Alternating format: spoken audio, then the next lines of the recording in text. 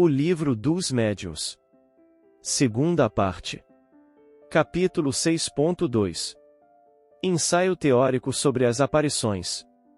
As manifestações aparentes mais comuns ocorrem durante o sono, pelos sonhos e são as visões. Não podemos examinar todos os casos que os sonhos podem apresentar.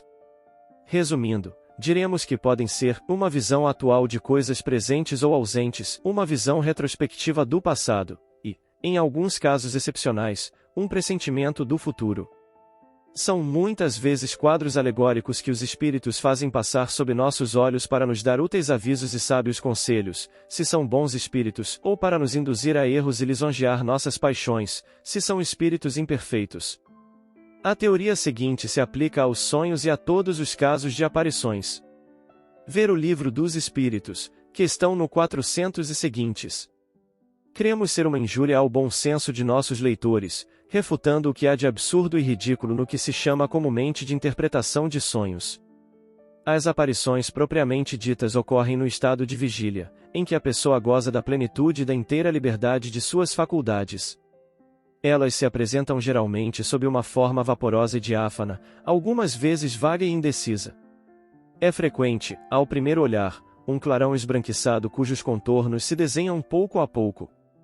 De outras vezes, as formas são nitidamente acentuadas, e distinguem-se os menores traços do rosto, a ponto de se poder fazer uma descrição bem precisa.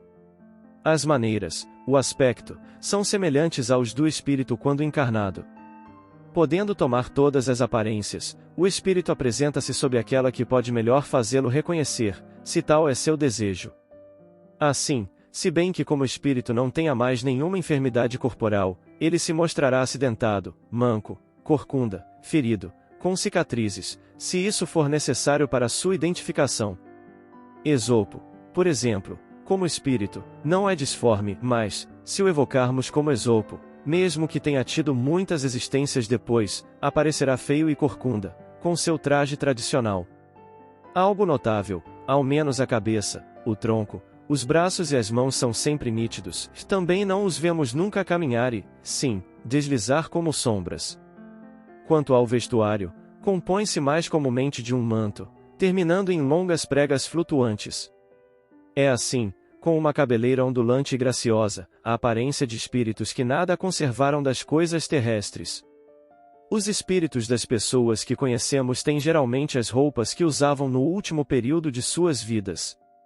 É frequente ter atributos característicos de sua posição, como uma auréola, ou asas para aqueles que podem ser considerados anjos, enquanto outros têm o que os lembram em suas ocupações terrestres, que um guerreiro pode aparecer com sua armadura, um sábio com seus livros, um assassino com seu punhal. Os espíritos superiores têm uma bela figura, nobre e serena.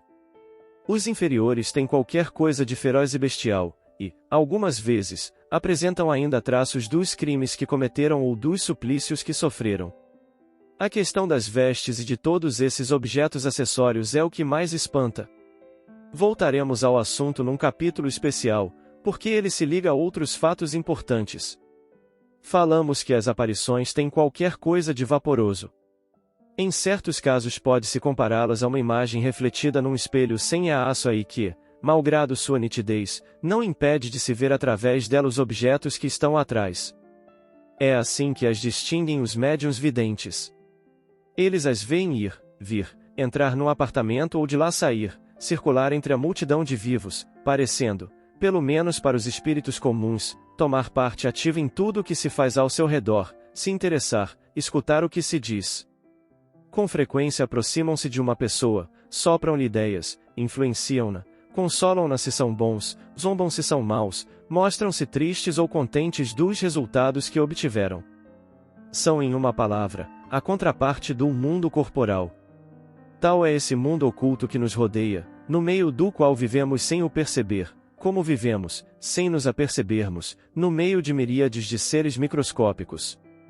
O microscópio revelou-nos o mundo dos infinitamente pequenos que não supunhamos existir.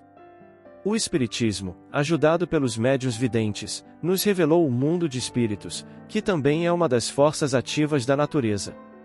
Com a ajuda dos em circunstâncias particulares, é que as partes menos definidas da aparição são os membros inferiores, enquanto que médios videntes, podemos estudar o mundo invisível, iniciar-nos em seus hábitos, como um povo de cegos poderia estudar o mundo visível com a ajuda de alguns homens que gozam da faculdade da visão.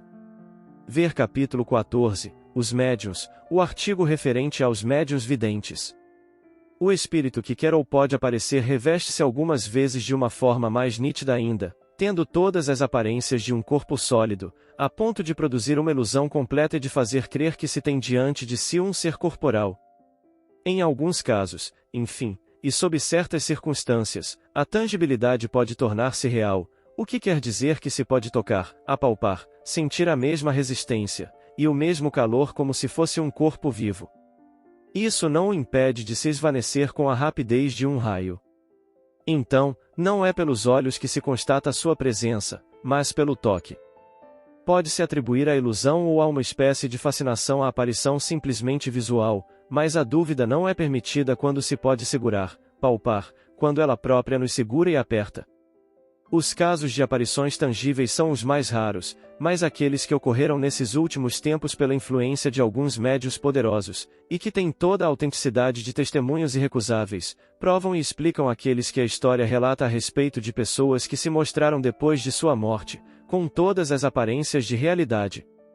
De resto, como falamos, por extraordinários que sejam esses fenômenos, todo o maravilhoso desaparece, quando se conhece a maneira como se produzem, e se compreende que longe de serem uma derrogação das leis naturais, são apenas uma nova aplicação dessas mesmas leis.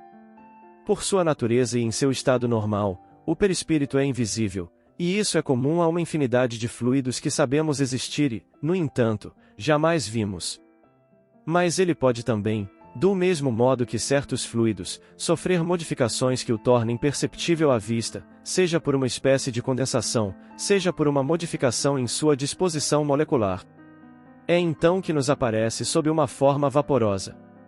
A condensação, não tomar esta palavra ao pé da letra, nós empregamos pela falta de outra, a título de comparação, pode ser tal que o perispírito adquira as propriedades de um corpo sólido e tangível, mas pode instantaneamente retomar seu estado etéreo e invisível. Podemos nos dar conta desse efeito pelo do vapor, que pode passar do estado invisível ao estado brumoso, depois líquido, depois sólido e vice-versa. Esses diferentes estados do perispírito são o resultado da vontade do espírito, e não de uma causa física exterior, como no caso do gás. Quando nos aparece, é porque coloca seu perispírito no estado necessário para o tornar visível, mas para isso só sua vontade não é suficiente, porque a modificação do perispírito se opera por sua combinação com o fluido próprio do médium. Ora, essa combinação nem sempre é possível, o que explica por que a visibilidade dos espíritos não é geral. Assim, não é suficiente que o espírito queira se mostrar, não é suficiente que uma pessoa queira vê-lo, é preciso que os dois fluidos possam se combinar, que haja entre eles uma espécie de afinidade. Além disso, que a emissão do fluido da pessoa seja abundante o bastante para operar a transformação do perispírito, e provavelmente ainda outras condições que nos são desconhecidas. É necessário, enfim, que o espírito tenha a permissão de se fazer ver por tal pessoa, o que nem sempre lhe é permitido, ou apenas o é em certas circunstâncias, por motivos que não podemos apreciar. Outra propriedade do perispírito e que se relaciona com sua natureza etérea é a penetrabilidade. Nenhuma matéria lhe é obstáculo, ele as atravessa todas, como a luz atravessa os corpos transparentes. Não há lugares fechados que impeçam a entrada de espíritos. Podem visitar o prisioneiro no calabouço, tão facilmente como a um homem no meio de um campo. As aparições no estado de vigília não são nem raras nem novas, e têm acontecido em todos os tempos. A história conta um grande número. Sem remontar a tão longe, em nossos dias, elas são frequentes e muitas pessoas que as tiveram, no primeiro momento as tomaram pelo que se convencionou chamar de alucinações. São frequentes nos casos de morte de pessoas ausentes que vêm visitar parentes ou amigos. Às vezes não têm um objetivo determinado, mas pode-se dizer que em geral os espíritos que aparecem são atraídos pela simpatia. Que cada pessoa examine bem suas lembranças e verá que poucos não têm conhecimento de fatos desse gênero, cuja autenticidade não pode ser colocada em dúvida.